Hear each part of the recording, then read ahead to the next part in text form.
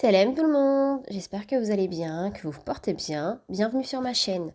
Si tu n'es pas encore abonné, n'hésite pas à le faire. Je poste régulièrement des recettes ultra faciles et rapides. Aujourd'hui, nous allons préparer un délicieux plat de saison, le berkokesh, ou appelé aussi berkokes. Le berkokesh ou berkokes, c'est un plat qui est traditionnel qui se prépare en Algérie ou au nord-est du Maroc, du côté de Oujda, Berkane. Alors au Maroc, du côté de Oujda Berkane, donc on prépare ça pour la femme qui vient d'accoucher. Donc ça lui permet d'avoir une facilité pour la montée de lait. Et on prépare ça aussi une fois que la maman est sortie de l'hôpital, donc quand elle a accouché, elle rentre chez elle, et puis on prépare un berkokesh, et puis on invite la famille proche, et on se rassemble autour du berkokesh. Voilà, de l'autre côté du Maroc, on fait rfissa, et du côté de Berkane Oujda, donc on dit Jiha Sharqiya, et ben c'est berkokesh. Voilà pour la petite histoire. Allez, go, c'est parti pour la recette. Donc, dans un premier temps, on va mixer l'oignon avec la tomate. Donc là, c'est une grosse tomate, mais vous pouvez très bien, si c'est des petites tomates, vous en mettez deux ou trois.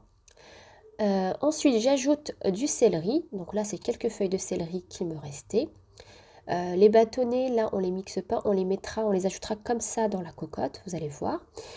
Et ici, j'avais plus de coriandre persil, donc j'en ai pas mis. J'en avais au congélateur, donc j'en ai mis du congelé. Mais sinon, si vous en avez du frais, vous en mettez. Donc ici, je vais cuire dans une cocotte pour la rapidité. Mais vous pouvez très bien faire ça dans un faitout. Donc dans ma cocotte, je vais mettre un bon filet d'huile d'olive. Je vais mettre ma viande, mes morceaux de viande. Je vais verser par-dessus le mélange que j'ai mixé. Ici, j'ajoute les branches de céleri. Ensuite, je mets un petit peu de sel. Donc je vais mettre tout ça sur feu moyen. Donc j'ajoute une cuillère à café de semaine. Bon, c'est facultatif, mais c'est ce qui donne le goût. Là, je vous donne la recette de nos mamans, donc la recette authentique. Donc le semaine, c'est comme pour les harira et tout, c'est vraiment important. Si vous n'en avez pas, vous pouvez très bien ne pas en mettre, ou si vous n'aimez pas l'odeur. Ensuite, j'ajoute les épices. Donc je vais mettre du curcuma. Donc il faut compter une demi-cuillère à café. Le gingembre, donc une bonne cuillère à café de gingembre. Une pincée de poivre. Ici, je mets du ras el hanout. Pour ras el hanout, donc je mets une cuillère à café bien bombée, c'est ce qui va donner du bon goût. J'ajoute ensuite une pincée de cannelle. Ensuite, je mets du colorant alimentaire, du safran. C'est facultatif, mais c'est ce qui va donner une jolie couleur. Ensuite, j'ajoute un petit peu, non, une cuillère à café de paprika. Et je mets quelques graines de fenugrec. Ici, donc, je vous donne la recette traditionnelle que préparent nos mamans. Mais bien sûr, vous pouvez très bien ne pas mettre de fenugrec. Ou bien si vous n'en avez pas, vous n'en mettez pas. Donc, on fait revenir quelques minutes les épices avec la viande et le mélange. Et puis, je vais ajouter, donc ici, j'ai mis des lentilles et des fèves sèches que j'ai lavées, bien sûr. Et donc, j'ajoute ça à ma préparation. Et puis j'ajoute un petit peu de pois chiches que bien sûr j'ai trempé la veille. Bon moi c'était au congélo mais sinon on le trempe la veille et puis on en met un petit peu. Faut compter à peu près 50 grammes, hein, pas beaucoup. On fait bien revenir le tout. Donc on shahar mzian comme on dit. On fait bien revenir le tout. C'est le secret, c'est ce qui va permettre de donner du goût à notre berkokesh. Ensuite, comme on peut le voir sur la vidéo, ici j'ajoute de la coriandre de persil qui était au congélo. Ensuite, on couvre d'eau, à peu près 2 litres d'eau pour la cocotte. Et on va cuire ça sous pression. Donc ici, après 30 minutes de cuisson sous pression, donc je vais vérifier si les pois chiches et la viande sont cuits. Et ensuite, là, je vais transvaser dans une petite marmite pour commencer la cuisson du berkokesh. Mais vous pouvez très bien laisser dans la cocotte. Moi, j'ai voulu faire une petite quantité. Voilà. Je retire les branches de céleri, donc c'était juste pour apporter du goût.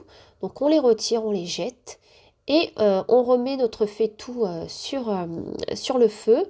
Et une fois que ça commence à bouillir, on va commencer la cuisson du berkokesh. Donc le berkokesh, ça se présente sous forme de petites billes, vraiment des mini billes. Donc on appelle ça, c'est des pâtes en fait, qu'on appelle ça les petits plombs ou bien les pâtes perles. Donc vous en trouvez en grande surface, en épicerie, boucherie, un peu partout.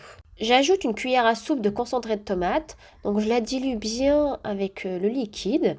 Et ensuite j'ajoute le berkokesh et je mélange sans cesse. On baisse le feu à feu doux et on surveille la cuisson de temps en temps en mélangeant sans cesse pour pas que ça colle. Donc on va couvrir et on va cuire ça pour qu'il faut compter à peu près 20-25 minutes tout en mélangeant sans cesse, donc en surveillant la cuisson pour pas que ça colle. Ici, je vais hacher un petit peu de persil fraîchement cueilli du jardin, donc il m'en restait un tout petit peu. Je vais l'acheter finement et on va verser ça sur le berkokish pour parfumer tout ça. Oh, en l'odeur, franchement, c'est une tuerie. On obtient une délicieuse sauce onctueuse une fois cuit avec le persil frais. L'odeur, oh, je vous raconte pas, grâce le hanout et tout, c'est une tuerie. Alors moi je vous conseille de laisser d'éteindre le feu, de laisser à peu près une dizaine de minutes avant de servir. En fait, le berkokish, une fois que c'est éteint, que c'est couvert, ça va encore apporter de la cuisson. C'est comme le riz en fait, ça va encore cuire même si le feu il est éteint. Et ensuite vous pouvez servir, de toute façon ça garde de la chaleur. Voilà, le berkokeshi il est prêt. Avec ce froid, rien de mieux qu'un bon plat bien chaud pour se réconforter. Franchement, c'est une tuerie. Avec les épices, ras el hanout, avec tout ce qu'on a mis, les pois chiches, les fèves, les lentilles, rien de mieux pour l'hiver. Franchement, je vous conseille de tester la recette. C'est excellent. Et voilà, la vidéo arrive à sa fin. J'espère que la recette vous a plu. J'espère que je vous ai donné envie de tester le berkokesh si c'est une nouveauté pour vous. Franchement, il n'y a rien de compliqué. Puis n'hésitez pas à me laisser un petit commentaire si la recette vous a plu, si vous avez testé la recette. Et je vous dis à très vite pour une nouvelle vidéo. Bye bye!